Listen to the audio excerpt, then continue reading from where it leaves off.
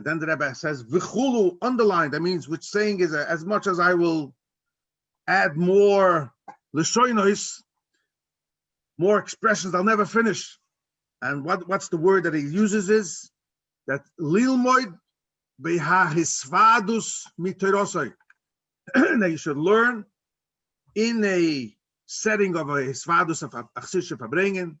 You should chaze from terosai. So I'm going to share with you two interesting things about this. One answer that I don't think is known, but this year I received an unbelievable thing from Rabbi Menachem Galitsky from 770. It's so interesting that this is, we mentioned before, Shnas HaBoyim. So Rabbi Chaim Tzvi just mentioned before, that Rebbe sent this letter out right after, immediately after Tisha B'Av. And many shluchim and askonim got this letter. From what I saw a little bit, besides people that we don't know exactly who got, but I know Rabbi Geshem Mendel Gerela got the shliach Shabbat Shalema, Rabbi Levi Yitzchok Schneerson, the shluchim in Brazil. I'm not sure exactly who, but there was a certain amount that Rebbe sent around the world. But you just see from here how much the Rebbe wanted we should learn his Torah. His father's Torah, especially on the yard side. So Rabbi Menachem Galitsky, he shared me an unbelievable answer, which I want to share with you. And we actually printed it in the Akdome of the new Sefer. And that was this year, Tafshin Pei, is exactly 40 years from when the Rebbe established on Chof Av the Koilel Teferes Kenim Levi Yitzchok. And it was one of the moisdes that the Rebbe called under his father's name, Koilel Teferes Kenim Levi Yitzchok. These who remember, there was a few times when they were zoiche, the elderly people, the ones who were part of the Skenim, that the Rebbe came down for a kinus for them. Now the first kinus, the first gathering that the Rebbe had for the Koilel Teferes Kenim happened also that year, where this answer came out, in Tafshin Daled Mem. Upon the 40th yard site, it was the first time that they decided they're going to make a gathering in the honor of Chof Av in 770, and the Rebbe came down and davened mincha with them.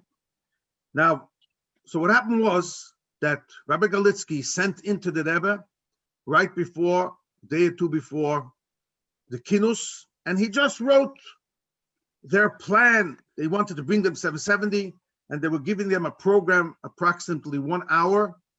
And Rabbi Baumgarten, Zalman Baumgarten, the Chazan will sing a song for them, Avraham Fried, and then there'll be words. I think they had a small video. And then, so look at this. The first thing that they wrote is going to be Divrei Psicha. That's all they wrote. That will be 10 minutes. They didn't say what, just Divrei Psicha. And they wrote exactly, Divrei Psicha. Then they write over here, Chazan Baumgarten, 15 minutes. They wrote exactly how they're going to break up precisely, in detail, the hour.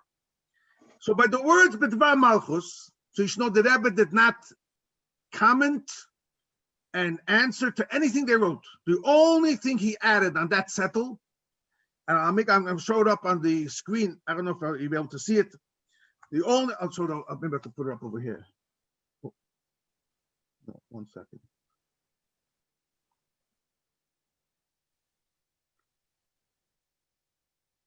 No, you see it? No, I don't know. It's not going on. Okay. You have to take off your virtual background. We can only see if you take off your virtual background.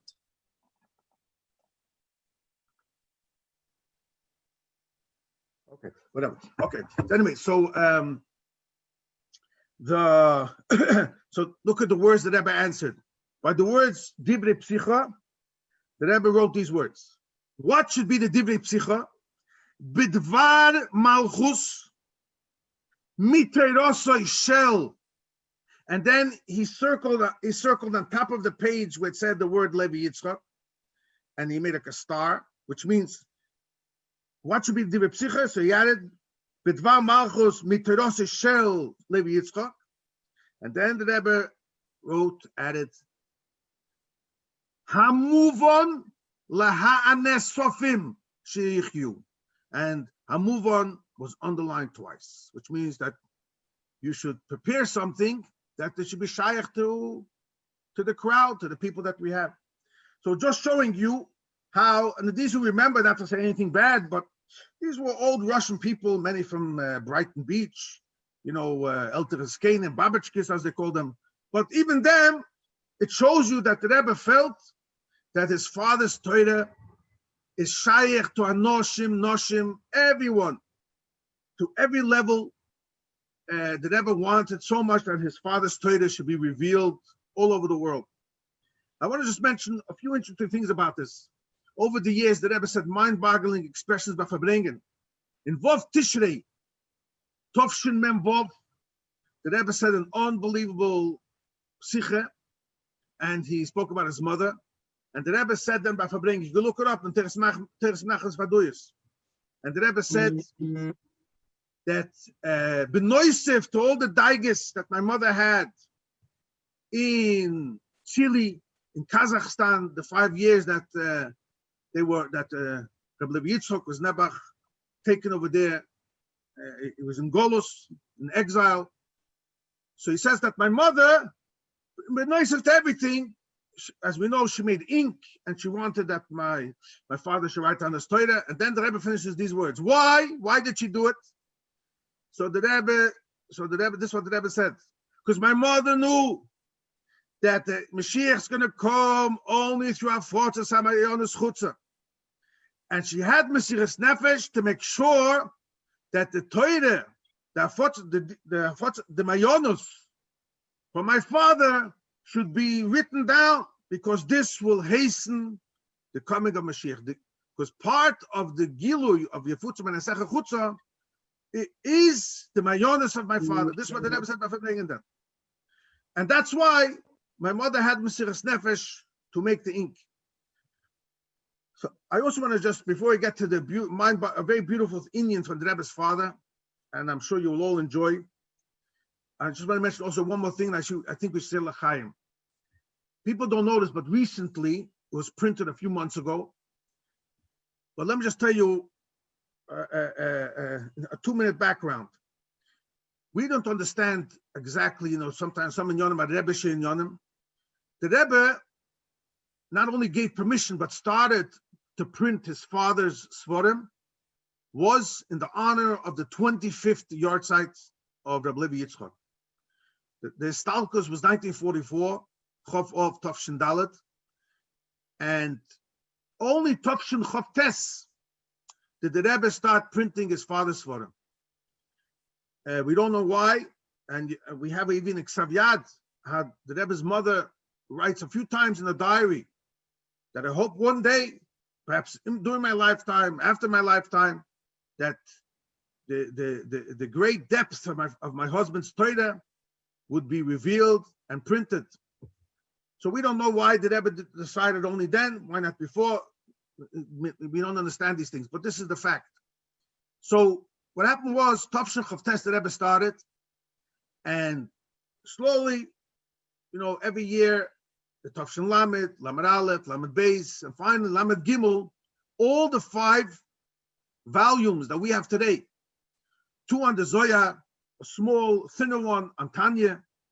Then we have what's called Toras Rabbi Yitzchok, which the Rebbe's father wrote, based more on Mishnayos or Shas. And then we have the Igrois, the letters, that over 60 letters that the Rebbe's father wrote to the Rebbe, and also different in Yonim that he had pieces over here in Shas, Psukim, Hilulah. So that, once all the volumes were printed, you can look it up. It's a mind-boggling sicha. And I say this because we are all zoicha, we should all say l'chaim. After I'm going to mention you this, and I ask you, look up that sicha afterwards. That Chof Av, Tafshin Lamed Gimel, after all the sichas were printed, so the Rebbe came out to Verbringen, and the whole first sicha was designated about learning my father's Torah. And then the Rebbe gave a promise. We should all wish each other. I'm not saying this myself, I'm saying this giving over the Rebbe's promise to all of us. The Rebbe said these words, that the day of my father's yahrzeit, there is an aliyah for the neshama, an aliyah shebe'ein aroich. Not a gradual aliyah, elevation, but an aliyah which is like a quantum elevation, a quantum leap, as we call it, ein aroich. And the Rebbe says these words, he promised, he says, that whoever is going to learn the Torah from my father on that day of his Hilulah, it will also elevate the loimate, the one who's going to learn, or be mishtatef in the learning, in an aliyah shebe'ein aroich. So this is an unbelievable bracha that the Rebbe is giving us now. Divrei tzadikim kayom la'at, so I want to tell everyone l'chaim, and the Rebbe says, begash misu beruchnius, in every aspect of your life, that the Rebbe said there's going to be an aliyah shebe'ein aroich. So this is a tremendous schus that we're getting together, learning, and the Rebbe's bracha should be mekuyim by everyone. Begash misu beruchnius, l'chaim l'chaim. Everyone still l'chaim. L'chaim, l'chaim. Yeah. L'chaim, l'chaim v'levracha. Amen. So now, I want to share with you our Indian. It's not a hard Indian, but it's just going to be a dugma, an example of a little of the mahalach, the style of how the Rebbe's father used to learn. The Rebbe mentioned many, many times, but the Rebbe's father showed how you really cannot understand Nigla the Torah without Nista the Torah. It has to come together. And if you learn Nigla the Torah, as I soon give examples, it's very dry. You know maybe the facts, but you don't have any knowledge or deeper understanding. B'shas you go into Pnimis HaTorah, Kabbalah, Chassidus, and then you really appreciate, you get, wow, this all makes sense now. It's not stam say random inyonim. But in addition to that, the Rebbe's father brings out how Torah is kule emes. Emes means that if you have a subject, if you have a topic, if Torah calls something with a certain name, that name is so halik. So it's not just like other languages where you just throw letters. The letters of the Av Hashem, the Aleph base, that's all from Hashem himself. It has the divinity, holiness in it. So if the Torah chose to call something with certain letters, because these letters have a deep connection to that topic. And not only the letters in general, as we'll soon give an example, the order many times of certain words are exact. It's not a pashpil. Why certain letters are chosses, or why certain letters are like we have in the Rambam other days. All these things, everything has a reason. It's not stamps as a coincidence, written stammes mit der Gelechte. Everything is kule emes. And the Rebbe's father brings it out. So I'm going to give you a simple example. So just as an akdome, we had yesterday's Parshas Ekev. It says the mitzvah of tefillin and mezuzah. In the tefillin and the mezuzah, it says the mitzvah. It says over there, you have to write the posuk Shema Yisrael, Hashem Elokeinu Hashem Echad. So it says in Gemara, the Rambam brings it down, and Alter Rebbe brings down the Shulchan Aruch, that the Echad has 3 letters. Aleph goes on Hashem, Alufa Shaloilam, the ruler of the world. Ches is referring to the 7 heavens and the earth. And Dalet is Dalet Rucha Shabayim, the 4 sides of the world. Which means that a person should really think about, as we call it in Chassidus, the entire universe, in the real sense, is one gigantic Rishus HaYochid. There's only one ruler to everything, and that's the Eibishter. Now, in Halacha, there's something called Rishus HaYochid, and there's something called Rishus HaRabim. Rishus HaYochid, a private domain, and then there's a public domain, a Rishus HaRabim.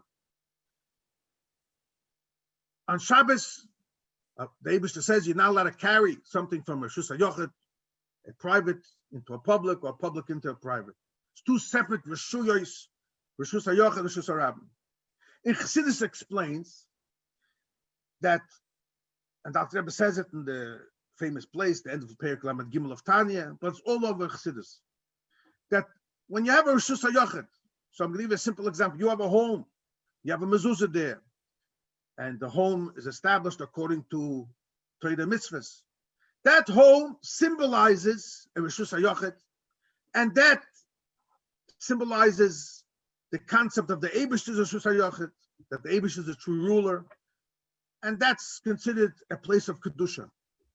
The Reshus HaRabim, as you call Tura de Pruda, the place where there's separation, there's multiple entities, that's what we say Rabim, and over there symbolizes where the Eibishter is more concealed. And that's where godliness is not begolui. Now, the Gemara says in Shabbos Daf Vov Amud Aleph, and brought down Halacha, what is the minimum shiur, the minimum amount of making a Reshus HaYochid? So the Gemara says that if you have on the ground a space 4 by 10 tefachim up, small space, and you have a gate around it, a fence around it, that's enough already to make a Reshus HaYochid. Now, if you learn Gemara, ganz Masechta Shabbos, where it speaks for all the different types of domains, Reshuyos, it just tells you the facts. It tells you numbers. It's 4 by 10, but doesn't give you any explanation. Why 4? Why 10? Why did Torah pick those numbers? It just tells you the dry din, the law itself. So the Rebbe's father is going to explain based on what has in Kabbalah, but then he takes it a step further. And the Rebbe spoke about it a few times by bringing this word, about the Reshus HaYochid, the number 4 and 10. But then, what I'm going to speak just in a second further is also the Rebbe's father is going to explain the entire concept of an Eruv. An Eruv means I have a private domain, and I have next to it a public domain, and I want to now extend, I want to include outside of my private domain, I want to extend it to the outside, and I want to take a piece, what was before Reshus HaRabim, and bring it in and connect it to Reshus HaYochid. To the private domain, I'll be able to carry down Shabbos, become one entire property.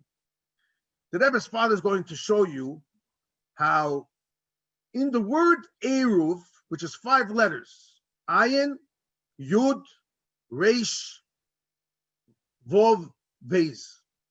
In these 5 letters is going to be hinted not only the concept and the theme of Eruv, but also how it fits in the gematria, how it fits, this theme fits in the numerical value of the word, and also how Hashem, if Torah calls the word Eruv, the letters were written exactly in the proper order. When you have 5 letters, you can combine it any way, many ways, over 100 ways.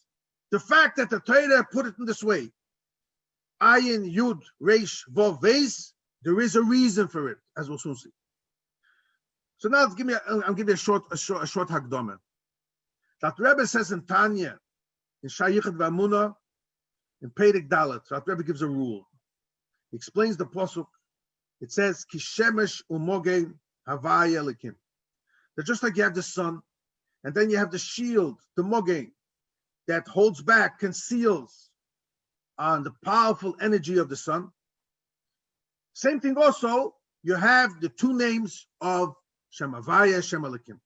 Shem Havaya, Dr. Rebbe explains, whenever we say to use the word of Yud Kei Vav Kei, that's where you have Gilui Elikus. And that's the chesed, that's kindness of Hashem, where he reveals himself to the world. Elikim, which adds up to Begematria Hateva, we all know it adds up to nature. That's where Hashem decided he's putting himself in a way where he conceals himself and it's not revealed to the world.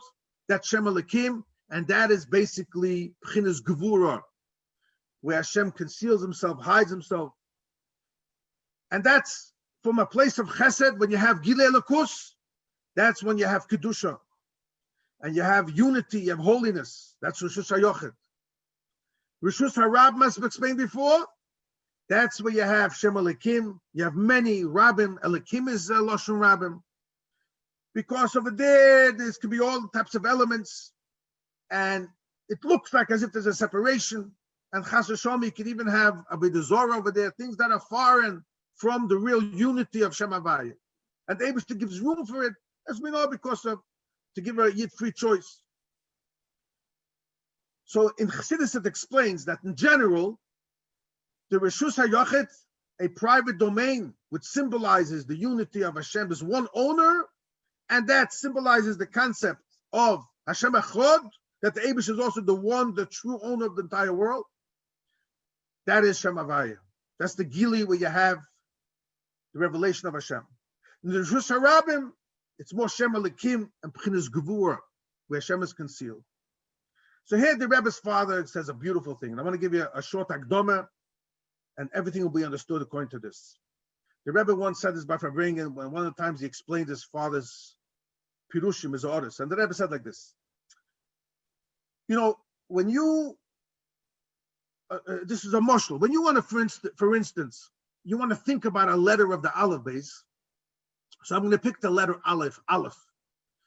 And if you want in your mind, in your machshava, in your thought, you want to think about the letter Aleph. So you close your eyes and you picture your mitzayed, the tmuna, the picture. How does Aleph look in the Siddur or in the Chumash? So in your machshava, you really think about one letter. I'm thinking about the lines, how it's shaped, the design. Only one letter. But if you want to teach or express this letter Aleph to somebody else, then you can't just say no one knows what means. So you have to add more letters. You have to say Aleph. So automatically, all of a sudden, I have a lamed and I have a fei. So in machshava, in thought, a higher level, I only have the letter Aleph. When I want to share this Aleph with other people or express it b'dibur, has to come out into the open, then it's called in Chassidus, I need to have oisius hamilui. These letters that fill in. And that is used when you are expressing it or sharing it with others. So every person has two levels. You have the way you and yourself, you think, you learn, but that's between you and your own personal entity. And then you have when you want to share something with someone else. The Eibishter is exactly the same way too. There's a level of the Eibishter, which is higher than the world. He's the source of everything. And that's Shem Havaya. The Rebbe's father explains, and the Rebbe explains in the Sikha, when Hashem wants to reveal himself and connect to us and to the world, then you have Hashem b'milui. That shows the revelation of Hashem, how he's relating to others. Just like by us, we have machshava and dibur. So here the Rebbe's father explains the first thing right away. Let's just think a second. You have the Shem Havaya. Yud is four letters. Yud Kei Vav Kei. Now let's count together. How many letters do we have if we want to express it to others? So Yud, you have Yud Vav Dalet. Hey, you have Hey Yud. In this case, we're going to use what's called Milu Yudin. Or Hey, you can really write three ways. You can write Hey Yud, or Hey Aleph, Hey. That Tzemach Tzedek once writes, he says, it's an acronym of He, Hey Yud Aleph. There's three ways how you, but we're going to use the Milu of Yud as we'll soon see. Why? So you have Yud Vav Dalet, that's three. Hey Yud is two, that makes five. Vov, when you have them, every time you have to fill it up with a letter Yud, is Vov Yud Vov. That's another three. And then the final Hey is Hey Yud. A total of 10 letters. So here the Rebbe's father explains now we understand why Rishus HaYochid. We have now the reason, the background. Why did they to pick the minimum of a Rishus HaYochid that symbolizes the Giluy of Hashem? That is an example of how the Eibush is a Rishus HaYochid. The entire world is really his echad. Is 4 by 10. The 4 on the ground shows the source of everything. That's the Yud Kei Vav Kei. When it goes up 10 tvachim high, that shows how it's reaching out and affecting the world. And that's why those letters show on the Milui. And there are 10 letters in the Milui. So that's why you have the Shir of Rishus HaYochid symbolizing and hinting to the source, to the letters of Shem Havaya. We over there, it's a place of unity. Is 4 by 10. The name, the 4 letters of Hashem, and also the letters of the Milui, 4 by 10. So now I have a basic understanding where the Gemara gets this shear from. Now this, again, this doesn't say in the Gemara. This says in Kabbalah and Chassidus. But when you combine it together, things start to make sense. Now we're going to go a step further. Here, look at how the Rebbe's father explains phenomenal in the words of Eru. What we did till now, we counted the amount of letters. There are 4 letters of Hashem Havaya, and then there are 10 letters of the Milui. But the Rebbe's father says many times this Shem Havaya will also express itself not in the letter, the amount of letters, but the numerical value of those letters. So let's make a simple calculation together. Yud Vav Dalet is 20. That's the numerical value. Yud is 10, Vav is 6, Dalet is 4, 20. Hey Yud, 15, 35 I have. I add Vav Yud Vav, 22, that's 57 now. I add another Hey Yud for the last Hey, 15, 57 and 15 is 72. That's known in Chassidus as Shem Ab, Ayin Beis. Shem Ab, all over Chassidus goes when you have the Giluy of Hashem, the highest level, and I use, like I mentioned before, Milui of always of Yud, Hey Yud, Vav, Hey Yud again. Why? Because this is the highest level, the first letter of the Eibishter, the Yud, and that shows on Atzilus, P'lis Chochmah, of what Hashem is revealed in his highest level to the world, and that's Milu Yudin, 72. Now, look at this so interesting thing. What the Rebbe's father explains. He said, we said before that in Tanya, the Rebbe says, that the Rishus HaYochid, which shows on Hashem, the Gilui, that is P'chinas Chesed. And the Rishus HaRabim is P'chinas Gvura. Now, what does Eruv mean? Eruv means, the simple meaning of the word means mixture. I'm ma'aref.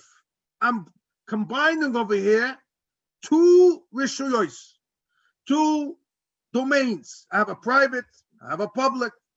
And now I want to take a piece of the public and I want to combine it with the Rishus HaYochid. But here the Rebbe's father says something phenomenal. He says, when you do that, there are 2 steps. In the beginning, you have to calculate, you have to figure it out.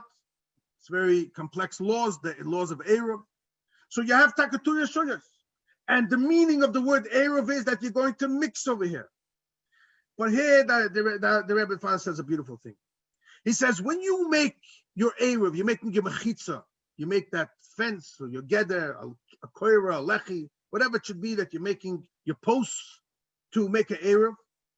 What happens is, and this is the key point, it's not that the Torah says, oh, there's still a mixture here, there's a Rishus HaYochid, a private domain, and next to it is still a public domain, but since you put up these posts and you put up this fence, I allow you to carry there, even though it's still a Rishus HaRabim. That's not the pshat. The pshat is you're taking something of a Rishus HaRabim and you are including it. You're extending your Rishus HaYochid into the Rishus HaRabim, which means you're taking a piece away from what was before in a world of klipa, of concealment, of Rishus Harabim, of Elakim, Gvura, and now I'm combining it through this Eruv into the Rishus HaYachid, and it becomes part and parcel of the Rishus HaYachid. That's the halacha. So now I have a greater and a larger private property. So I'm not carrying from Rishus HaYachid to Rishus Harabim to a private, to a public, and the Torah just gave me permission for that. No, I literally elevated that public domain now into a private. It becomes one gigantic Rishus HaYachid. So the Rebbe's father says all these two pratim are hinted in the letters of Eruv. The first thing is the meaning of the word. Eruv means mixture. Yes, I'm mixing over here. I'm mixing Rishus HaYachid to Rishus Harabim. All participants. Now look at this unbelievable thing. Perhaps maybe someone could answer. We said before the Rishus HaYachid symbolizes Gilei Elokus Shem Havaya, which is Chesed. How much does Chesed add up to?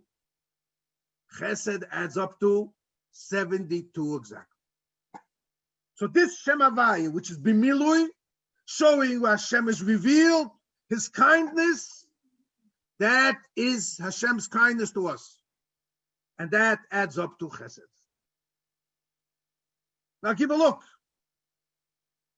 The first letter of Eruv is Ayin. The last letter of Eruv is Avez. I have over there, take it out. I have Ayin Beis. Ab. That adds up to Chesed. Ab, as I said before, is Hashem in His reveal. I was revealing to us Bimilu Yudin, showing on the true unity, the first letter of Hashem's name, and it adds up to 72. And that's Chesed. How much does now the Rishus Harabim is what? Is Gevura. How much is Gevura add up to? 216. And that's exactly the middle letters of Eruv. If I take out the Ayin Beis, I'm left with Yud, Reish, Vav, Riv, 216.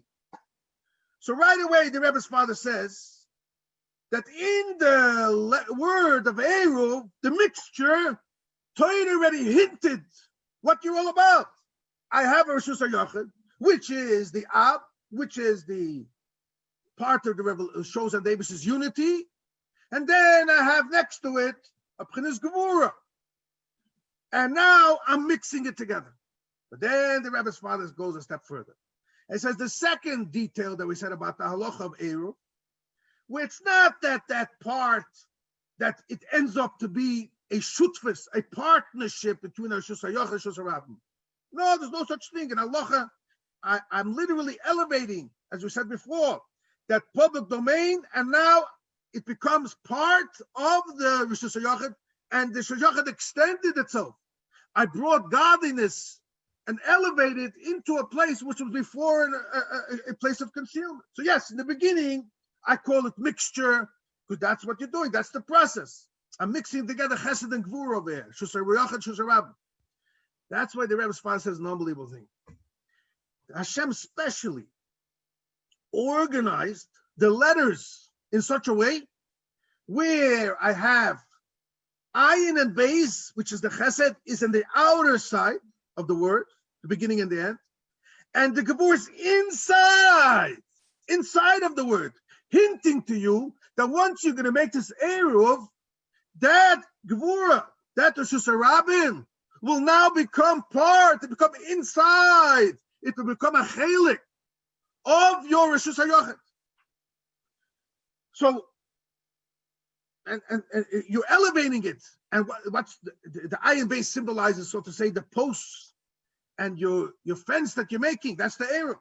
When you do that, then that extra piece that's outside becomes now included. And that's why Dafke, the Eibishter, put those letters of Eruv, how the Chachamim establish it with the divinity of Hashem, with the Ruach HaKodesh of the Eibishter, that the letters Yud, Reish, Vav, which is Gevura, which is symbolizing that the Rishus Harabim is inside now of the Rishus HaYachid, and you elevated it and you made it part and parcel of your Rishus HaYachid.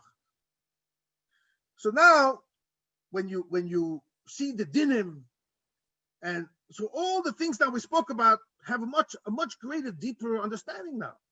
I understand now why did the Gemara say where was the source of it? What's the reason of it? Of why Shajachat is 4 by 10? That goes in Shem Havai with the Milui. And then I go further in the dinim of Shayachah Shusharabim, and then I understand deeper the concept of Eruv, and also how it fits, the Rebbe's father says, both in the explanation, the meaning and the simple explanation of the word mixture. It also fits with the general gematria of the word, that Eruv adds up to Chesed and Gvura. But further, it also symbolizes the halacha shebadavar. That as mentioned, that Eruv shows you how you're taking a Rishus HaYochid, you're extending it, and the part of Rishus HaRabbi becomes part of the halacha of the Rishus HaYochid. That's why the letters are inside, and the surrounding letters, which shows you they are the ones that are controlling it, and they're hovering over everything, and they make the entire part to become the Gilui, Shem Havaya, of Chesed, the Milui, and everything. Chaim, l'chaim, l'chaim. We could talk about this a lot more, but if you want, you can look it up. I'm telling you, I'm just telling you maybe 8 or 9 lines, what I just shared with you. The Rebbe's father goes pages and pages. Famous thing of Mashiach Erev and Dafei, how the Rebbe's mazba over there. But for this, this is this part. I'm now going to share with you one very interesting thing for this week's Pasha. I'm just going to tell you a personal headache since of Verbringen. I'll tell you, I gave this year in Princeton to my Balabatim, and they really enjoyed it. And then we had a little Verbringen. And I said, you know, what the Rebbe's father is teaching us, an unbelievable lesson. That if you think about it, every Lubavitcher, especially, every Yid, and every Chabad house, our job is really, we're in the Eruv business. The Rebbe sent us to the world. Our homes are Rishus HaYochid. Our job in the world is to bring Chesed, to bring revelation, and to make sure that Hashem Echad, that's what will happen when Mashiach will come. Like Rashi, simple Rashi says, Shema Yisrael, listen Yidden, Hashem Elokeinu, the Hashem that the world thinks is many, Elokeinu, Elokim, really is Hashem Echad. It's all one, it's not two. That's why we say in Yom Kippur, Hashem Hu Elokim 7 times. And when Mashiach will come, the entire world will see that there's really no Rishus HaRabim, there's no clip in the world. Everything belongs to Hashem. Echad, 7 heavens for the earth, for Ruchas Oilam. Now here, the Rebbe's father is teaching us, when you do Mivtzoyim, you go out into the world, you're going to see that there's going to be Rishus HaRabim, there's going to be Klippes, B'chinas Gevura. But remember one thing, this is the interesting thing. We are not Shutfim. We're not partners with the outside world. We do not get our values from anything that's from the outside world. We get our values from the Rishus HaYochid itself, from the Rebbe, his siches, his maimorim, his letters, his guidance. We take what we have, the Rishus HaYochid, we extend it to the outside. And what happens then is, we take the Rishus HaRabim, we take a person who comes into our Chabad house.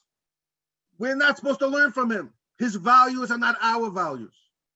Our job is to elevate him, to include him, to part of our Rishus HaYochid. That is the ultimate goal. So if you think about it, the entire process of Yidden is exactly the way the Rebbe's father explains Hilchas Eruv. Our job is, we have our Rishus HaYochid, richness, we go out into the world, and the Rebbe father teaches us that lahalocha, it's not that there's a partnership of it, Rishus HaRabim, Rishus HaYochid, no. Everything, it's inside, which means you are the ones that control everything. You're the iron base in the beginning and the end, and he is included in you. He has to be influenced by you, and Chas v'Shalom shouldn't be the other way. This is a wonderful lesson, I think, by Avodas Hashem. Rebbe's father doesn't say this, I'm just telling you my personal feelings. If you think about it, it's a very powerful thing. And that is really the Avodah B'Yid. Our job is to bring the world, like it says in Aleinu L'Shabeach, V'yomahu Yi Hashem HaChodesh Me'echad. When Mashiach will come, our job is to make that entire universe, it will be revealed. There's no such thing as a Shus HaRabim in real sense. The Eibush is the control. So, but the Eibush to help that we should be zoiche, all of us, to extend our personal Shus HaYochid into the world. The entire universe should become the Eibush of Shus HaYochid, the galus of the Rebbe, with Mashiach Tzidkenu B'Karav Mamish. L'chaim. Amen. Now, I want to show you something very, very nice about the parasha. This week's parasha. Parshas of the A. The Rebbe's father has an unbelievable, beautiful, beautiful beer. That also, I'm going to tell you, it's such a nice thing that I even share this to my Balabatan. They can understand that's a really beautiful subject. And that is, this week's Parsha of the A, we have the din of what's considered a kosher fish. A kosher fish, it says in Posuk, has to have two simonim, snapir and kaskeses, fins and scales. Now the Mishnah, in Mesichta Nida, I think it's Afnun, if not mistaken, says a phenomenal thing. The Mishnah says like this: any fish that has scales, if it has kaskasim, automatically you should know guaranteed it also has fins, it has snapir. But not every fish that has snapir has kaskasim. You can have fish, some of them, they can have fins, not necessarily do they have scales. But any fish, the Mishnah says, that has scales, halacha it would mean, even if you don't see the fins, maybe it's a bit off, or maybe it has a mum, but the species is kosher. Because once it has scales, automatically you should know that's how the Eibishter programmed the teva, the nature of fish. Any fish that has scales automatically has fins. So the Gemara now asks a very simple question. You can look it up. The Gemara asks, if that's the case, then why did the Torah have to write two simanim? You have fins and scales. Just write scales, and automatically it's kosher. Any animal that has scales automatically has fins. So why do I need that the extra siman of the sign of snapir? Of fins. So the Gemara answers an answer which really needs explanation. The Rebbe father explains it. The Gemara answers Yagdil Torah v'Yad. Simple meaning is, however one learns, you open up any Gemara, that yes, you don't really need it, but the Shem just added it to beautify the Torah, which means to give you another sign, even though it's not really needed. That's the simple, however most people would learn the Gemara. But the Rebbe's father asks, that doesn't make sense. Come on. You know, everywhere other places, the Gemara, with Medayik in one letter, it does say with a Yud, doesn't say with a Yud. So many explanations in the Gemara we learn out Tili Malachis from one letter. So now a ganze word, just because Yagdil Torah v'Yad, when do you say this? When do you say that? The Gemara's answer is not clear. And now the Rebbe's father asks a question, which no Mefurish answers. Only the Rebbe's father answers this, and that is, even according to the answer from the Gemara, that you want to, the Torah wants to give us just to beautify the subject, another sign of snapper, that's okay. But then the order in the pasuk should be the opposite. First say kaskasim, which is like, that's the main source, that's the main siman, because that's what I should look for. I know automatically it's kosher. Then you want to beautify it, okay, add snapper. But in the Torah, it's not so. It first starts with snapper, and then kaskasim. So if that's like the only the secondary one, so to say, just to beautify, why is that written first? That should have been written second. And this is a strong kasha that no Mefurish answers this. So the Rebbe's father explains so beautifully. He says like this: that the Eibush is sharing with every Yid an unbelievable lesson, a very deep lesson, and that is, just like there is in the Yam, in the ocean, there are kosher fish, and there's not kosher fish. A kosher fish has two signs. That's a sign of a kosher. Snapper kaskasis. Also on earth, The Eibishter wanted to make similar. And he chose one nation, the Am HaNivcha, the Ata B'Chaton Mikol Amim, a Yid, and the Eibishter says, every Yid, look, I want you to be like a fish, a kosher fish. You also should have 2 simonim. And those 2 simonim will make you a healthy kosher fish, a kosher Yid. What are the 2 simonim? So the Rebbe Father explains. We see in nature that the fins help a fish to swim in the water, to navigate himself in the water. So he becomes a mahalach. He knows how to swim around. That's the fins part. The scales, that's a shield. That's called a levush. The Gemara even says it over there. That's the levush. That's a garment on his body. So the Rebbe says, the Rebbe's father explains, based on what's explained in Tanya, that a Yid has 2 things that Hashem gave him. One thing he gave him is the Torah, and then we have mitzvahs. And the Rebbe's father, Rabbi Levi Yitzchok, compares these 2 things, Torah and mitzvahs, to the fins and scales. The snapper, the fins, is the knowledge of Torah. Just like a fish knows how to swim, also a Yid would not know what to do. How does he become a mahalach? How does he go in the ways of Hashem? How does he know what to do? So when he learns, the more he learns, he opens up the Shulchan Aruch, he learns basic halacha, he learns the reasons of the dins, he has a geschmack in it. So then, the more you have knowledge, then the more you know what to do. You get up in the morning, you say Medani, you daven, you learn the halachas, and that's part of mitzvahs of limud HaTorah. Without that, a person would be in the dark, he wouldn't know what to do. And a father has the obligation to teach his child. Exactly, give him the knowledge or the basic dinim, because when you have the knowledge, you know what to do. Without the knowledge, you wouldn't be able to do any mitzvahs. The Alter Rebbe says in Tanya that the mitzvahs is like a levush. A mitzvah doesn't really, when we do the mitzvah, it surrounds us. It's like a garment to our body, and that's like similar to the kaskasim, the scales. So now look at this beautiful thing. The Gemara says in Psachim, in Kiddush Nami, the end of Perek Rishon, famous thing that everyone knows, always brought down the Chassidus.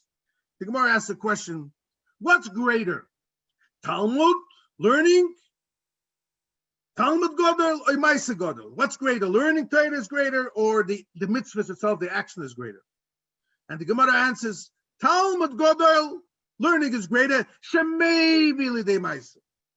As explains the Chassidus, the Gemara is really bringing out 2 points.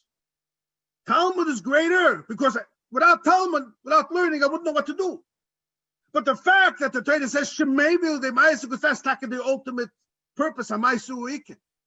So the hachona, the preparation to the Maaseh, I need to learn. Without learning, I won't know what to do. But in the tachlis of the learning, the goal and the ultimate purpose of the learning is Shemei Vilidei Maaseh. I know what to do.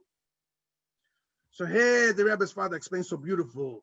You understand the halacha of snapper and kaskesa, and it fits so well with Torah and mitzvahs. Snapper, we said before, is how you navigate, how you travel, how you become a mahalach, how you go. How do I travel? What do I do? How do I move around? That brightens us, that shows you the path. Torah shows you, is the light, guides you how to move around. And that you need first. Without that, you won't know what to do. Once you have the Talmud, then maybe the Maaseh. What's the Maaseh? Kaskasim. That's your scales. And that's why the Posuk, Tafke wrote, snap it, and then Kaskeses. Because the Torah is teaching you, Godel Talmud Shemeva de Maaseh. You need the learning, the snapper, your fins, to show you how to travel, and then brings you to the Maaseh. Now you see how it fits. The Gemara said, we said before, any fish that has scales automatically has fins. But not all fish that have fins have scales. And you see the Rebbe's father explains how this fits so much in this subject. If you see a Yid, the Rebbe's father says, who does mitzvahs, he's Mekayim mitzvahs, guaranteed, he must have some knowledge. It's impossible not. How does he know how to put on tefillin? How does he know how to make a bracha? He knows something. I make a joke. Maybe he's a sardines, okay? He's a little fish. He doesn't have too much knowledge. But he's still a kosher fish. He has a little bit. The more you learn, the more larger fish you are, okay? But any Yid who does mitzvahs is a kosher Yid because he has some level of knowledge too. So he has mitzvahs and Torah. It's impossible for a Yid who has zero knowledge to do mitzvahs. That's not possible. How would you know what to do? He knows Kiddush. He says Friday night. What is mitzvah? He knows tonight you have to eat matzah Pesach. That itself is a yidiyah. Even that minute knowledge. Oh, today's Pesach. Today's Yom Kippur after fast. Even that thing, which 99% of every Yid knows. Today's Yom Kippur. It's a fast day. That itself is already a level of knowledge. So every Yid who does mitzvahs automatically has snapper. And that's a kosher Yid. Of course, we have to become better and better. We should become big fish. On the other hand, the Rebbe's father says, there could be a Yid, chas v'shalom. Like the Gemara says, Kol oime ein li ela Torah. If there's a Yid who tells the Eibishter, I like your wisdom. I love to learn your Torah. It's inspiring, it's uplifting. But I don't want to do any mitzvahs. I only want to have snapper. I only want to have your fins, but I'm not interested in the mitzvahs. Such a Yid, David says, his Torah is nothing worth.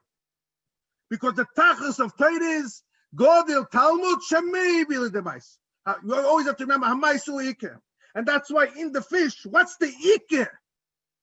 What's the sign of the real simin? When you have kaskasim, when a Yid does mitzvahs. He does mitzvahs, whatever level you are. I know for sure you're kosher Yid, because then you have Torah also. But if you're just going to have Torah, which is not it, Rebbe says, I don't want that. That's nothing worth to me. Because the tachas is making a dira b'tachtoinim, and you have to have my soul. And now you see how beautiful the Rebbe's father says, how the Rebbe learns the Gemara. The Rebbe's father says, that when the Gemara answers the words, why do we need two simonim if ikis kaskeses? The Gemara answers, Yagdil Torah. Oh, the Gemara is hinting to this famous Gemara, Godel Talmud. You know why I need snapper over here? Because that's the Godel Talmud. And that's why the Rebbe's father says in the tenets of the Gemara bringing this pasuk, and it answers automatically the order of the simonim. Why it says first snapper, if it's not ikir. So, of course, we want to beautify the Torah. How do we beautify it? When we have first the learning. And then you do the mitzvahs. That's the true beauty of Torah. And that's why this is how the Rebbe's father learns the Gemara. Now we understand why we add both simonim. And now we understand why dafke snapper comes first. And a Chassidish note, I once spoke to this in the yeshiva in Morristown. I told the Bachrim, you could also learn maybe Chassidish lessons from this thing, and you see B'muchash also. That if you see a Bacher who goes in Mitzrayim, or any person who reaches out in this community where the Rebbe wants, with Abbas Yisrael, when you do the Maaseh, you could see B'muchash, guaranteed that Bacher, that Yid, learns the Rebbe Sichas. He also has Talmud. Sometimes you can have the opposite Chas v'Shalom. People could enjoy the Rebbe's Torah, but, they leave it on the intellectual level. And the Rebbe always used to say, nah, that's not what I'm looking for. I'm looking for Godel Talmud Shemevil Demais. Of course you should learn my Sichis. Of course you should learn the Mamorim. But the tachlis of the learning is that it should bring you to reach out to the world. I just want to conclude this beautiful get-together, L'chaim, that we should all have connect to the Rebbe with his Torah, side the snapper, do his mifzoyim, the kaskeses, and with all that we will bring the world to the true Rishus HaYochid with his galus of the Rebbe, take it from Yad Mamash. L'chaim.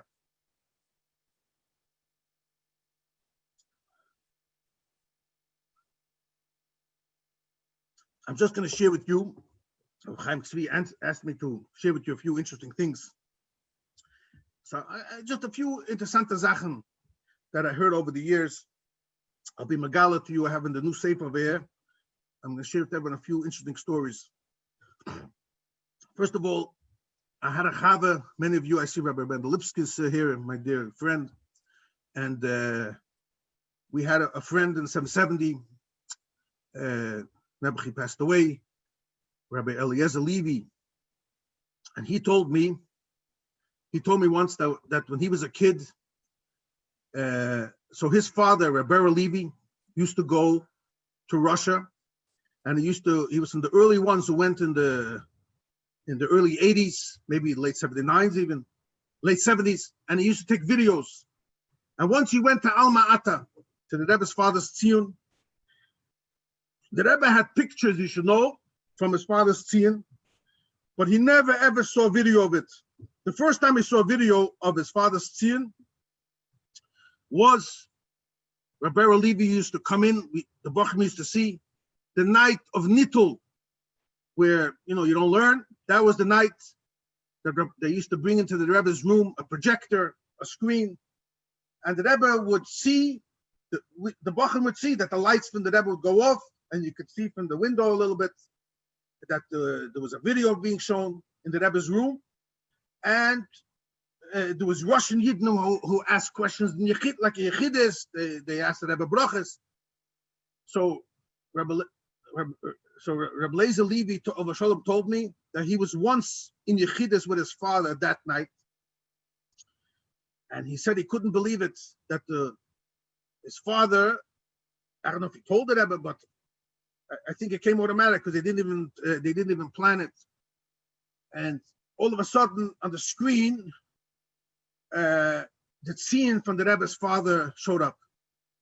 And in an instinct, the Rebbe jumped up from his chair. The Rebbe stood up as soon as he saw the video from his father's scene.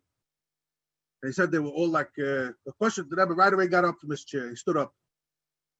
And after, went to the next thing, he sat down. But for that part, just showing you the Haddas covered in that Cheres, even was a video, he said, right away, no one even thought they would do it. They didn't even tell the Rebbe it's coming, but right away the Rebbe jumped up. Another interesting thing, he's not living anymore, but my father-in-law, Rabbi Sternberg, so he has a sister in Eretz Yisrael who was married to the Zvila Rebbe. His name was Rabbi Avram. And it's interesting, they should know that in the early years, I'm going back in Tafshin Tes, 1949, 1950, 1951. Lud, yeshiva over there was a very famous yeshiva. And there were many Bochrim that weren't even from really the source of Lubavitch yeshivas, or Lubavitch Chassidim, who went there. The Zvila Rebbe sent his son to learn by Shlomo Chaim, to learn in Lud. And he told me, I was once by him, a few years before he passed away, I met him in his house in Yerushalayim. So it's my wife's uncle, so we went to visit him. And so when I went to him, I asked him, what was your years with Shlomo Chaim, the Mashpia? And he started to, and they told me, he said Shlomo Chaim was very close to me, and he tried to work on me to become a chassid, whatever. And he was makar of me, to speak to me privately, fabring with me. He said, when it came to Tkufa from the Nesius of the Rebbe, sometime in Tafshin Yud, I don't remember when there was the big, the talk about the new Rebbe. So he said, one time, Shlomo Chaim told him like this. He said, I don't know the Rebbe too well. I don't know if you ever met him. But he said, but his father, he said, was a Gor and Otzum. And then he said these words. Shlomo Chaim said, I know that the Rebbe's father wrote a sefer. And the sefer is that the Rebbe's father wanted to show how every Mandoma has one shitte in Kolashas. Abaye has one shitte. Rove has one shitte. A little bit we see it in the Svarim. We find it by the Rebbe also. Many sichos how we showed Beshamay, Besilil. We all know Koyach Poyel. Many dugmois like that. But this is what he said. He had a sefer. Unfortunately, my sister was lost. We don't have it. as we know, that's part of the tremendous manuscripts that he had. But this is what he told him, that he had a sefer that he showed every man and Shas as one entire shitta. Now I'm just going to share with you an interesting, very, very interesting story that my father told me, and also I heard from Chassidim in Manchester. They heard the story from my Zayda. My Zayda, Rabbi Yitzchok Dubov, I don't know if I mentioned it last time. So he had a friend in yeshiva. He learned in Lubavitch, and he had a friend in yeshiva by the name of Shmuel Grossman. Shmuel Grossman was the son of Abu Osher Grossman, famous chassid known. Abu Osher Nikolayev. There's a famous Hasidic song from him. And they lived in Nikolayev. As we know, the Rebbe's parents, the Rebbe got married. And so, just reminded me, Agav Maisa, it's printed already, but just shows you the Heiligkeit of who the Rebbe Tzachana was.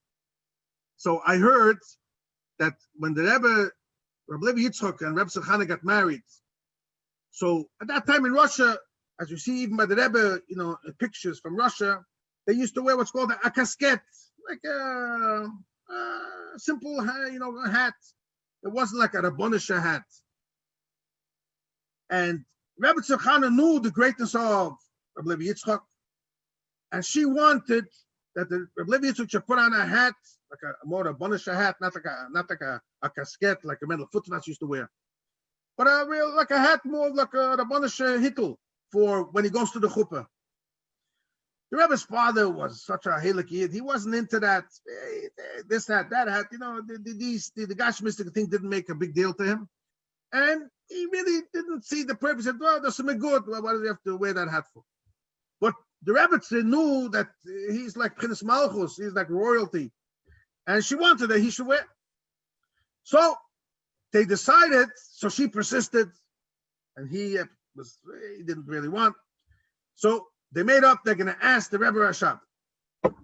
They asked the Rebbe Rashab, and the Rebbe Rashab said that Rebbe Tzachana is right. That Rabbi Levi Yitzchok should put on a hat for his chassan. And he was, anyway, so they lived in the Nikolayev. So we know the chasne was in the year 1900, Tofrei Samach, Yud Aleph Sivon. And this year, by the way, was 120 years, a few months ago, from the chasna, 120 years from the chasna. And for 9 years, till Tofrei Samach Tes, approximately, the Rebbe's parents lived in Nikolayev, and that's where the Rebbe was brought up, the first 7 years of his life, 7.5 years. And then, as we know, he got the position to go to Yekaterinoslav to become the chief rabbi of Dnepropetrovsk. So, in the summer before they went, well, 2 summers ago, this was in Tofrei Samaches in 1908. The Rebbe then was 6 and a few months, summer of Tofrei Samaches. I don't know exactly why, but my grandfather traveled with Reb Shmuel Grossman, who was in Yeshiva in Lubavitch then. He traveled with him home to Nikolayev during the summer. I don't know the reason why exactly. So they came into the house. Rabbi Osher was there. And Rabbi Osher knew that always, and they were relatives actually. Rabbi Osher Nikolayev was relatives with the Beis Harav. If you look up online, you could see it.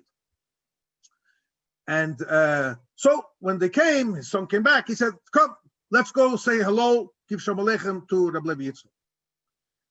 So the Bochrim came. So my grandfather told Yidden, this is what he saw. It was summertime, and he came to the house, and from far they saw the Rebbe's father was sitting on a chair in the grass,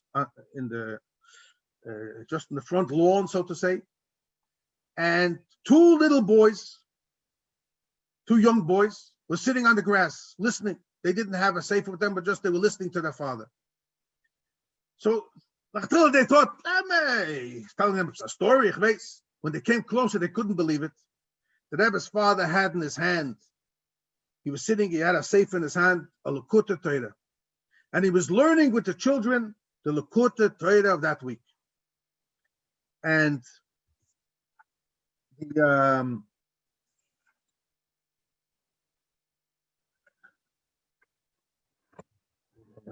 I'm soon say I'm just looking. I'm going to share with you something very nice.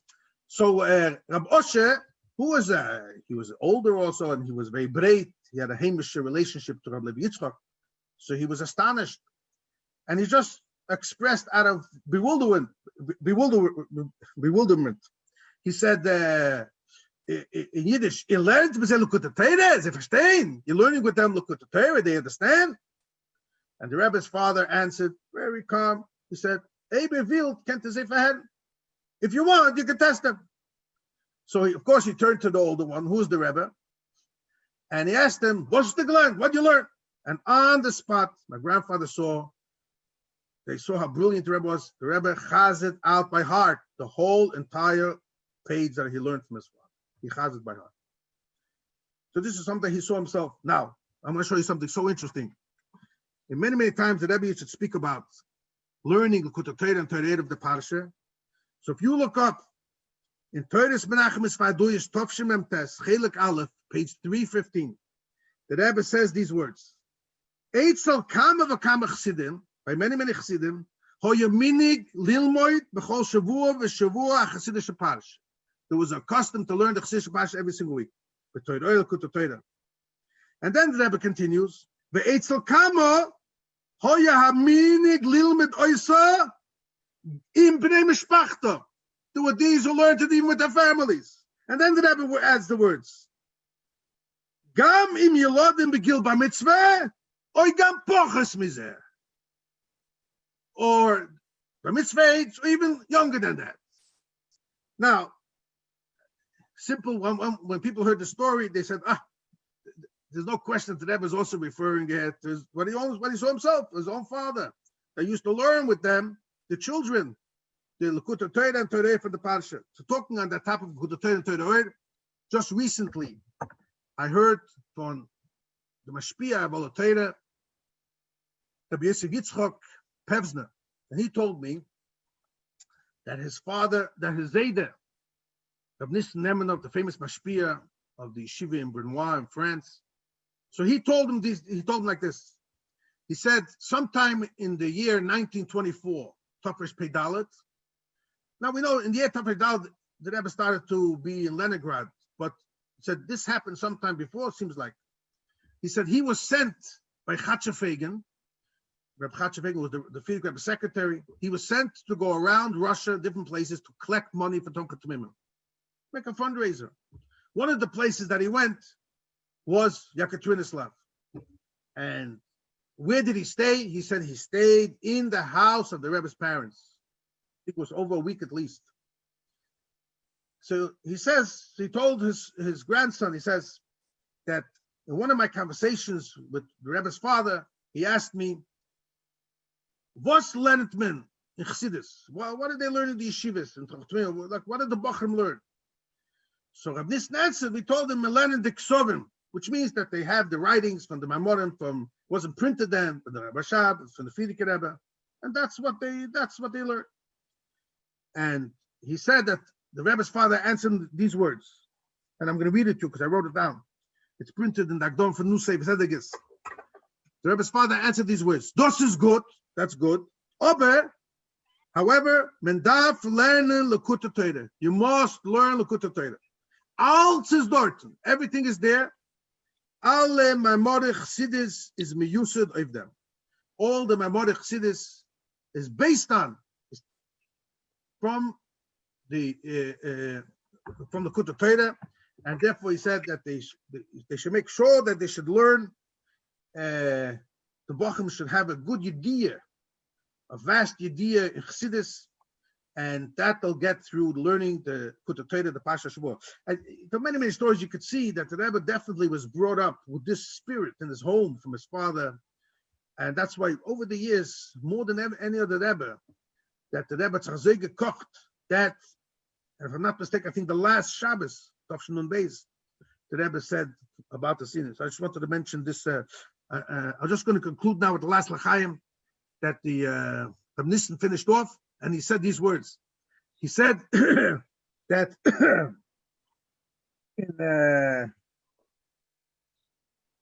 he said already in that year. Oh, so just another detail about what happened over there in Yekaterinslav. So Rabbi Nissen said, I asked the Rebbe and his brother Rabbi Leibel if they would go with me to help me fundraise and to introduce me to people and to maybe speak in the shuls about the importance of Tam Chetmimim. So he said Rabbi Leibel agreed to go with me. He was a Lebedike, and he would speak and he would introduce me. He said, but the Rebbe was then a bocha. A bocha, I mean, he was already 22. So what the Rebbe said, he said, I can't go with you personally, but however, he says, I'm willing to write a letter to a certain Gevir in town, and on your behalf, and I will ask him to please help me for Tam Chetmimim. That I could do for you, but I can't go with you personally to go around with you. So Rabbi Nissen, of course, accepted. And then Rabbi Nissen finished up with his Einikur Rafitche Pevsner. He told him, what that Gevir gave me was more than everything I got from all the dovers that I got from Rabbi Leibel with the Rebbe's brother. So that one letter accomplished a lot more. And then he just concluded. He said that we personally, he said, I was very close. Rabbi Nissen said, with Rav Chatzefegen, and in the inside, so to say, it's a gedreit more in the Beis Harav because of that. And he was very close to the Frierdiker Rebbe. And he said, Ich mir am schon gewusst. He says, in Pei Dalet, Tofresh Pei Dalet. And he said, as there, he meant the Rebbe, that is the chosen from Rebbe Chaim Bush. He said, we knew already, it wasn't public, but he said, Mim schon gewusst in that year already, that this is the Shidduch in Tofresh Pei Dalet already. Officially, the Shidduch came out many years later. But he said, like, I heard already from the inside. I think maybe he mentioned the Chatzefegen, but he heard from the inside of the house already that this is that the Rebbe was there already, that this is the new chosen for Rebbe Chaim Mushkin. I want to thank everyone for the great schus that you have given me of sharing you, and I hope I only whetted your appetite to see the brilliance of the Rebbe's father's Torah, to be Mekayim. You could say on a certain level, the certain promises and expressions that the Rebbe expressed about his father's Torah much more than other inyonim, even though everything was a chosh by the Torah. But anyone has a little feeling for the Rebbe, you could see this was something that was extremely dear to him. So I would, I'm not saying this for myself, but as Chaim Tzvi mentioned, just this now as we're talking in Eretz Yisrael was printed, the 5th volume from this set, which being organized, the Rebbe's father's Pirushim on Chumash, anything that he has on a Pasuk or on a Medrash or on a Gemara which connects to the Pasuk. And then we try to explain it to the best of our ability, and everything can be understood. It's not, I'm sorry, everything, but so much can be understood. And this is a very, very big mistake, a terrible mistake they can see from the answer from the Rebbe, that people think that the Rebbe's father was a makubal, and therefore they think he's only a makubal. And it's so not so. I'm not going to say it's a negative way. One time I spoke to a certain person, and he tells me, it's so hard to learn the Rebbe's father's Svarim because it's full of gematrias. And I explained to him, it's not so. You see, what it is, the Rebbe's father has a shitta that is a theme. It's not just random gematriois or this and that. The Rebbe's father had a theme, like we spoke earlier, like the concept of Eruv. There's a theme, there's a concept, there's halacha. Then the Rebbe's father says, once you see the halacha, it's dry, has no reason for it. So then I tell you the source of it. Of course, many times it shows up in the gematria of the word because everything in Torah is exact. So it has to fit from every angle, every detail. So, of course, he has tremendous amount of gematrios because he shows how in the world of the numerical value and in the letters fits exactly the theme of the concept. So it's not just gematrios. You have to learn what he wants to bring out, what's his theme of the subject, and then he shows you how it fits with every angle. That's the mahalach. Because he showed pshat to them is dursoid, but the Rebbe's father was one thing. It's not two separate things. Everything is intertwined, and we see that mahalach you see by the Rebbe too. So I will tell you Absura Tova that I just got two, mamish just came last Thursday, actually Wednesday, right before Shabbos. The first two volumes came, and right away, Wednesday morning was brought to the oil by the tzin of the Rebbe. The first volume, we gave him the Psura Tevet, came out in the honor of Chof Av. And the second volume, last night, Motzei Shabbos, as you know, there was a plane flying from Kennedy Airport. A group went to Alma Ata, and they took along the second sefer to bring, as we speak now, I'm sure they're there already or whatever, they're on the way now, I think, or they arrived, that as we speak now, this sefer was brought to the tzin of the Rebbe's father, and telling him, we are dedicated to your Torah, to fulfill the Rebbe's wish. So I would encourage everyone you should buy the Svarim. I'm not talking to myself. You'll in the honor of Chof Av, you can get it online. And this is something that, there's some easy things, some a little, you have to learn a little more. We try to bring down, if you read the orders. But the main thing is that this was something very, very, very dear to our Rebbe. And there's so many interesting things they can even tell children, like nice little short, Gematria here or Rosh Hashanah, something, nice things that original concepts from the Rebbe's father. So I should call Reb Chaim Tzvi for this great honor. And you're not finished yet. You didn't cover all the material you said you were going to cover. Which material? What are they about? Time B'Bracha. I mean, you had a whole list of things, man. Nyane Tshuva, Nyane Shofar, and Nyane. Shofar. Okay. So I'll share one more thing about Shofar. Okay. It's kashrus. No, it's kashrus. We spoke about a few things. We spoke about. So I want to share with you something nice about Shofar. Something nice about Rosh Hashanah. Just that.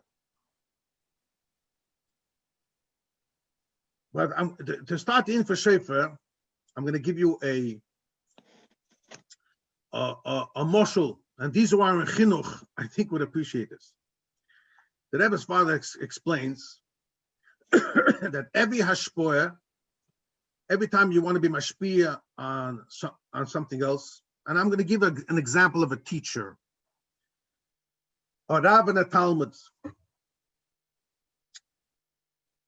The Rebbe's father says, in order for a Rav to be matzliach with a Talmud, he has to have three qualities.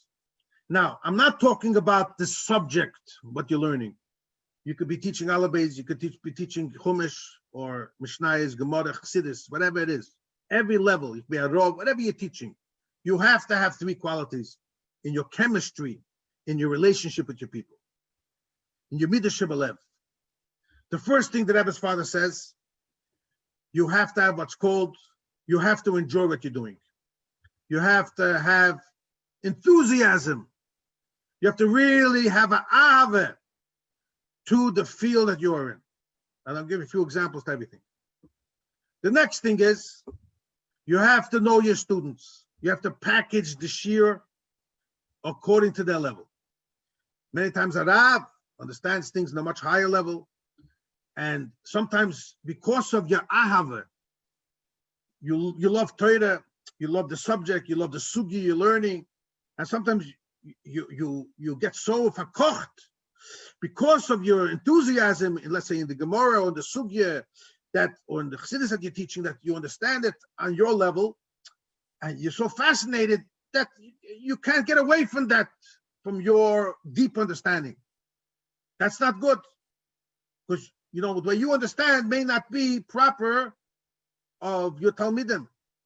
And therefore, you have to now figure out, how much can I give? You have a shliach. He learns a sikha from the Rebbe. He learns a Rashi sikha. We all know. We can't go tell the Balabatim every single order and every single detail how the Rebbe learns. What do?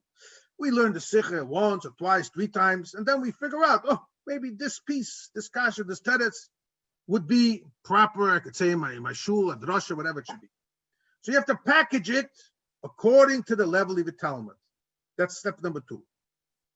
Step number 3 is, make sure your delivery is proper.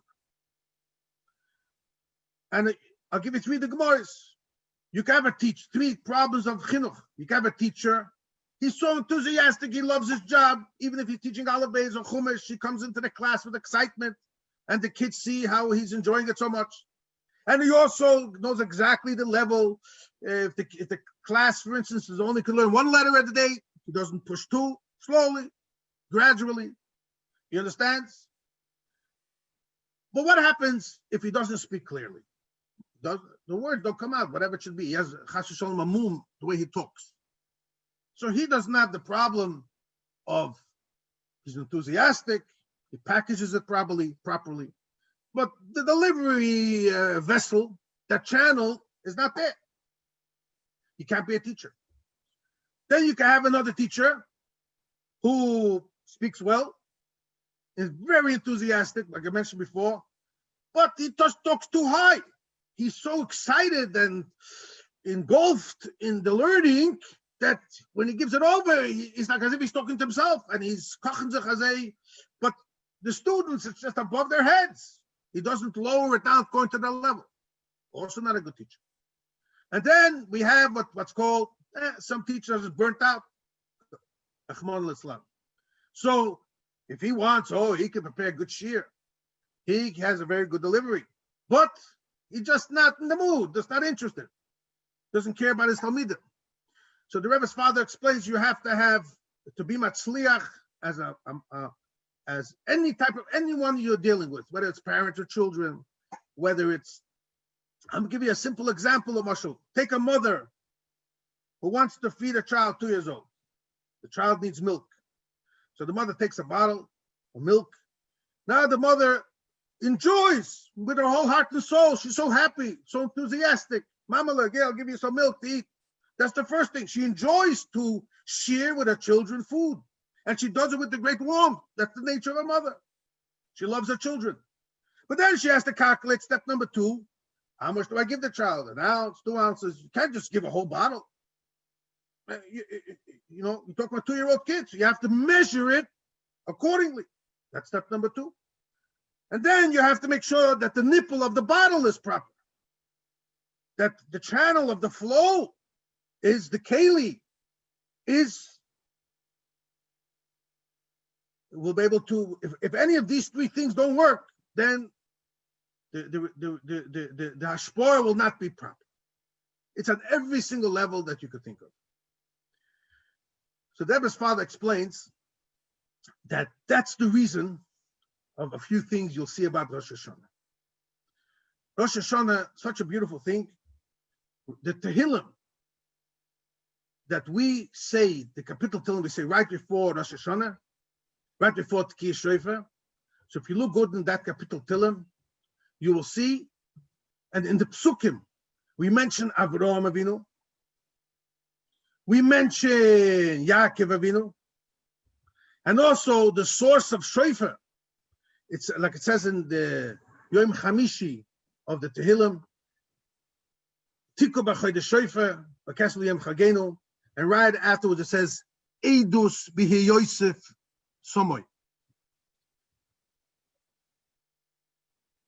And that's the source. Eize Chag, the Gemara says, learns out which Chag do we have that's completely, that the moon is completely concealed. So Chodesh is only the month of Tiku b'chodesh, which is Shofar.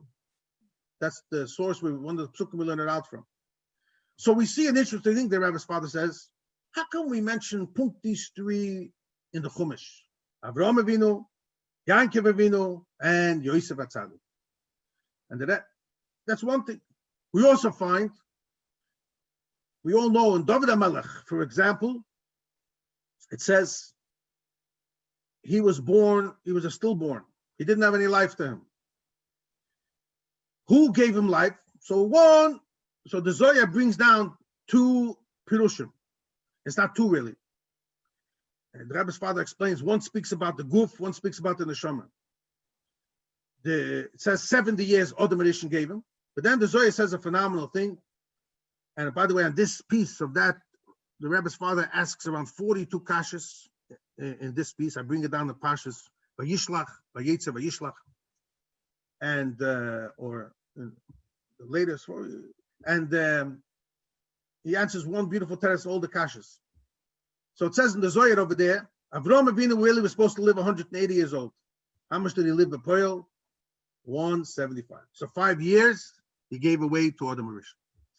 And by the way, the Rebbe's father says this answers a beautiful diuk in Chumash. If you look, it says, if I have the pasuk correctly, if someone can correct me the right lashon, it says that Vayhi Yemei Chaye Avraham, and then the Torah adds 2 words. Asher Chai, that he lived. Nobody else in the Torah besides Adam Rishon too. But by Avraham Avinu it says these are the life of Avraham Avinu, that he lived. What is that extra word, that he lived? The Rebbe's father says, according to the Zohar, it makes sense. Really, he was supposed to live more, 180. He gave away 5 years to Adam Rishon. So the Torah says that he lived, which means as if Pepoil, this was what the original plan. Originally he had 180. Pepoil now he Ashachai. That's the way it is. Pepoil he lived. In actuality, it was 175. That's the diuk Ashachai. So Avraham Avinu gave him 5 years. Yaakov Avinu says in Zoya was supposed to live like his grandfather. Avraham Avinu 175. He lived in Pepoil 147. 147 to 175 is 28 years. He gave away 28 years to Adam Rishon. What do we have? The Vaila 33, 5 and 28. The final 37 to make 70. That came from Yosef HaTzadik. Yosef HaTzadik was supposed to live 147 like his father Yaakov.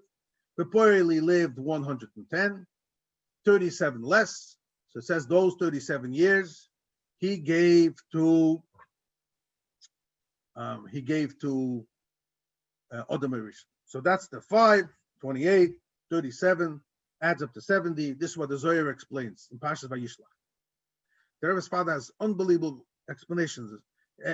Again, you read that piece. It's not so hard piece. Why punkt Avraham 5?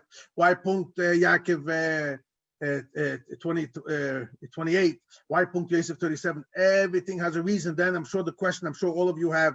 Why was Yaakov only supposed to live like his grandfather 175? Why not 180 like Yitzchok? Just like you tell me Yosef was supposed to live like Yaakov 147.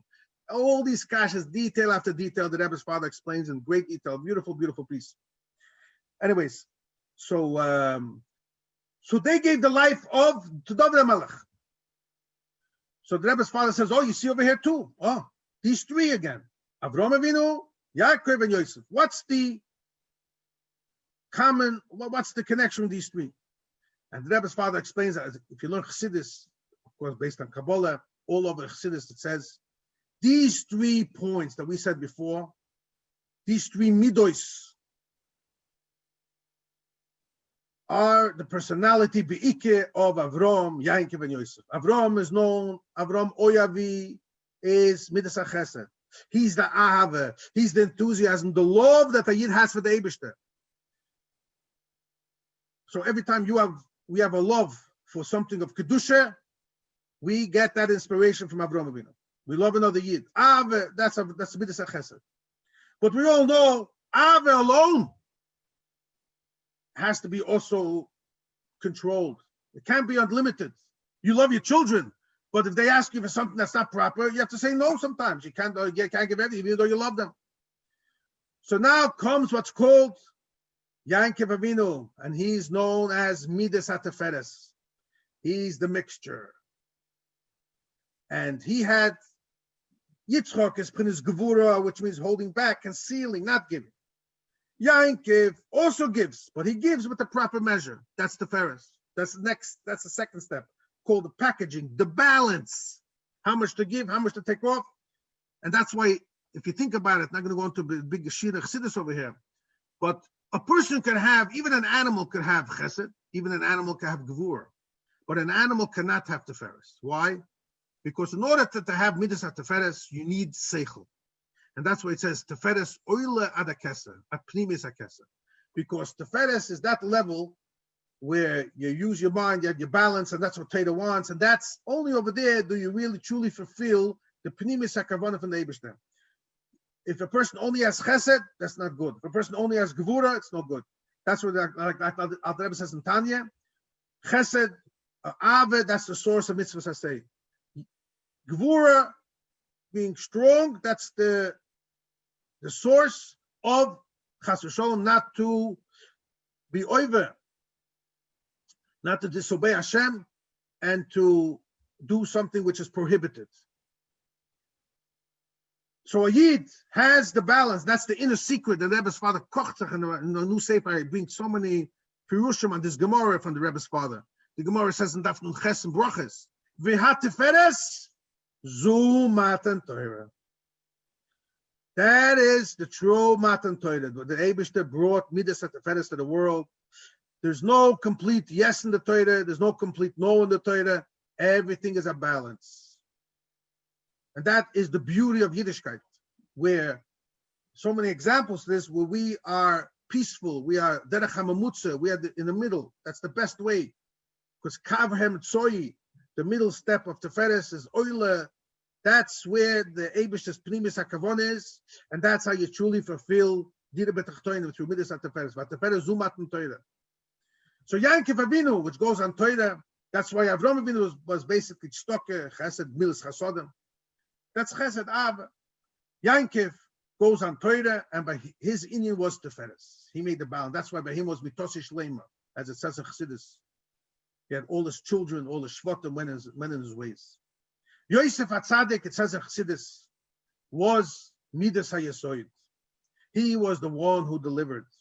As we all know, just in a nutshell, what the Rebbe explains, if you take Gans Chumash, the whole Chumash of Bereshis, you'll see a very interesting thing. You have one parsha that speaks about Adam Rishon, the creation, 6 days of creation. The second parsha speaks about Noach. And then Avram Avinu got 2 parshas. Yitzchok got 2 parshas. Yankov, maybe a little more, 2, 3. Yosef HaTzadik, if you really look, more than anyone, he got 4 parshas in the Torah that talk about his life. Vayeshev, Miketz, Vayigash, Vayechi. So much that everything from his birth till his passing, everything that happened. So it explains, the Rebbe explains, because Yosef HaTzadik symbolizes and brings out the point of the true person who went into the world. He wasn't separated from the world, and he was the Hu Amashbir El Hol Amars. He's the one who delivered, brought down everything that he learned from his father, and brought it down into actuality, that you could be in a world, and you could be in Mitzrayim and still know you can have strong Jewish identity, and you're not influenced by the outside world, that you're strong and you keep with your source, and that's the only way how you affect the world. So Yosef HaTzadik is the delivery man, and that's called Midas HaYesoid. And that's why the Rebbe's father says a very interesting thing. How many years was Yosef HaTzadik a melech in Mitzrayim? So it says, he told Pari, I'm 30 years old. Pari asked him, how old are you? So he says, that was by Yankov. He said, Pari, it says in Chumash, he was Shloishim Shana. Yosef was 30 years old, and he passed away by 110. And the Rebbe's father explains, so how many years was he a melech in Mitzrayim? A Mishnah LaMelech? 80 years. Yesoid adds up to 80. Because Yosef HaTzadik, that was his midah. And everything that happened in his life had to do with Midas HaYesoid. And I call it in English, in a nutshell, everyone who wants to affect the world has to have 3 qualities: enthusiasm, packaging, delivery. And that's Avram, Yankov, and Yosef. And that's why they were the ones who gave Dovid HaMelech. The Dovid HaMelech shows on how you make Malchus. You bring down the Eibish's kingdom. The Gashmis, he was the one who was Zoichet to build the Beis HaMikdash, him and Shloimeh. And so they connected the Ruchnius with the Gashmius. That's called Malchus, bringing it down into actuality. So you have the Mashpia, and then you have the Makabel. The Mashpiyim, you're the teacher, and then you have your students. The teacher has to have these 3 qualities. You have to have Avram in you have to have Yankov, you have to learn, and you have to have Yosef. And then you'll affect the world. And that's why Dovid HaMelech himself, he didn't have any chayas. Where did he get his chayas from? From Avram, Yankov, and Yosef. And that's why we mentioned these 3 names right before Tkiyas Shofar. And also that he's the source in Tehillim, in the capital of Tikva B'Chodesh Shofar, because the Eibush is teaching us. Rosh Hashanah is the time that a person, as the Rebbe explains, that's the day the Adam Rishon was born, created, and Hashem bonded the neshama which came from the Eibishter, from the Pnimis, like that says Danya, Chelek Kami Mama, Mal Mamash in Agashmi, and a Yid's job is that year to do your Vedas Hashem, to tell the mitzvahs, to elevate the world. In order to elevate the world, everything you do, you should always remember, you need these three elements. So Kedarke Bakodesh, the Rebbe's father says so beautiful, that if you take these three names, Avram, Yaakov, and Yosef, it adds up exactly to 586, which is the same numerical value as shofar. So you see how it doesn't only fit mitzad the concept, but it also fits mitzad the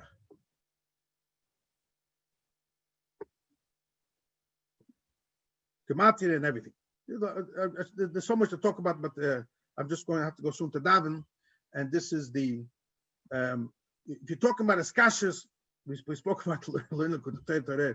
I think I mentioned this last time, but I believe in it with my whole heart and soul that we I spoke with the Sima Rambam to the Choshever Australian community.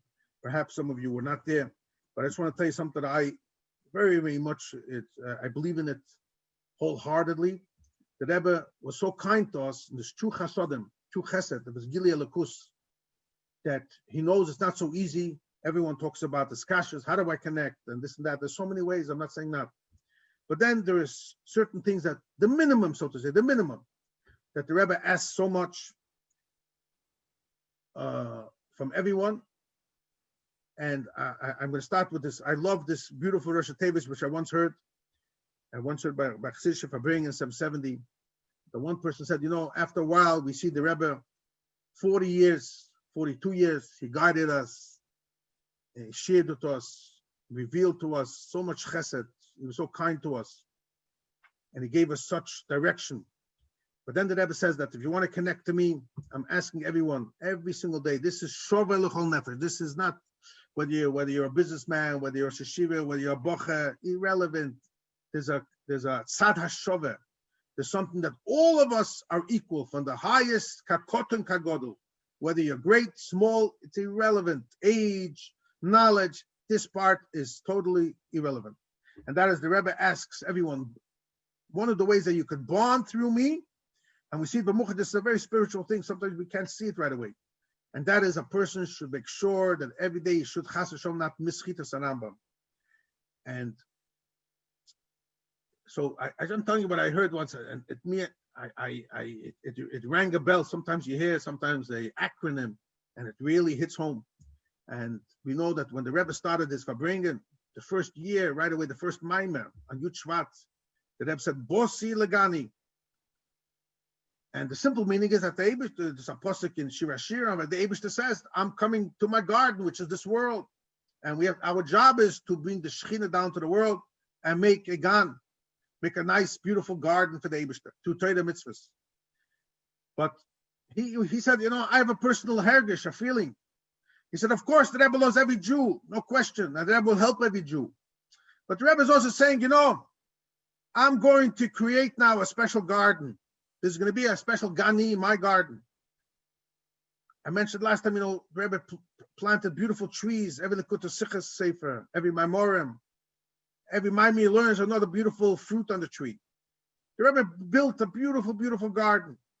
And he wants us to come in. But he says, if you want to connect to me, of course, whatever happens, I'm going to love you because I love all Jews. But if you want to have a deeper relationship with me, which is really what we need, then this Bossi, come in. How do you come in? And the Rebbe hinted, Bossi is 4 letters. Beis, Aleph, Tov, Yud. Beis is the first letter of Chumash, Bereshis. Aleph is the first letter of Tehillim. It starts with Ashrei Ish. Tov is the first letter of Tanya. And Yud is the first letter of Rambam. Yesoida, Yesoides, Ba'amuda Chochmes. And I think it's a time, when we talk about Chof Av, it's not only a time when we learn the Rebbe's father's Torah. The Rebbe's father wants that we should connect to his son, the Nosei Adoyer. And that's the only way that we will be matzliach in our shlichus, and bringing the world to its ultimate purpose, as the Rebbe so much wants. And on that note, I want to wish everyone a l'chaim. Thank you so much for this honor. It's even though I don't see all of you, but the vibes you could definitely get through the. You could see that.